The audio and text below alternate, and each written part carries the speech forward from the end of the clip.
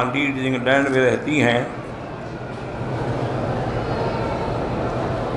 وہ کہتے ہیں کہ میں نے خواب میں دیکھا ہے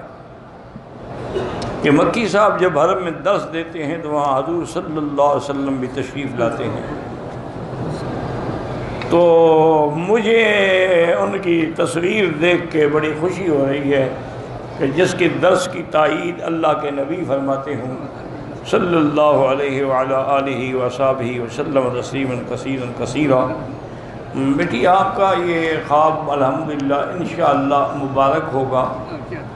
اور اللہ تعالی ہمیں دعا کریں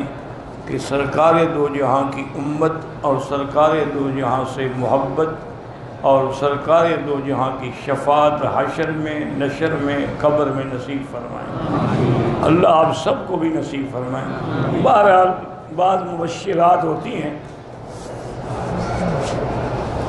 مجھے پہلے بھی ایک دوست نے، مجھے جہاں تک یاد پڑتا ہے اس کا نام احمد حسن ہے، ہو سکتا ہے مجھے غلطی بھی ہو، اس نے مجھے حرم شریف میں آ کے بیٹھ کے خواب سنایا، کہنے لگا جی میں نے، یا پتہ نہیں، اس نے کہا میں نے یا میری بیوی نے، اللہ والا، اب کافی دنوں کی بات ہے نا، میں بھول گیا، خواب دیکھا کہ حضور صلی اللہ علیہ وسلم تشریف فرما ہے اور آپ کے دائیں بائیں حضرت ابو بکر، حضرت عمر رضوان اللہ علیہ اجمعین ہیں، اور آپ کے سامنے حضرت بلال کھڑے ہیں۔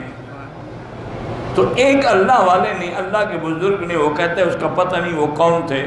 انہوں نے آپ کا البم سیرت النبی پر جو آپ کی تقریریں ہیں وہ حضور کی خدمت میں پیش کی کہ یا رسول اللہ یہ ایک شخص ہے محمد مکی اس کا نام ہے، اور اس نے حرم میں بیٹھ کے آپ کی سیرت پہ یہ بیان فرمایا، میں جانتا ہوں،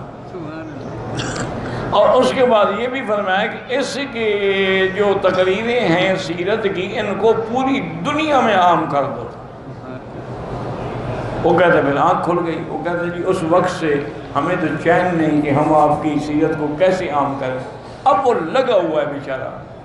یعنی کیسٹیں بنا کے، سی ڈی بنا کے، کتابیں بنا کے، ترجمہ کر کے،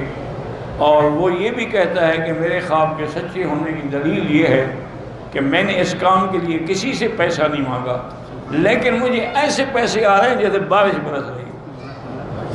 اور سب نے یہی لکھا ہے یہ سیرت کے البم بناؤ اور تقسیم کرو، اور میں لگا ہوا ہوں، کر رہا ہوں۔ تو ہو سکتا ہے انشاءاللہ اللہ کرے اس کا بھی خواب سچا ہو، مبارک ہو، ورنہ ہم تو اس قابل نہیں ہیں، لیکن حضور تو سب کے لیے رحمت ہیں،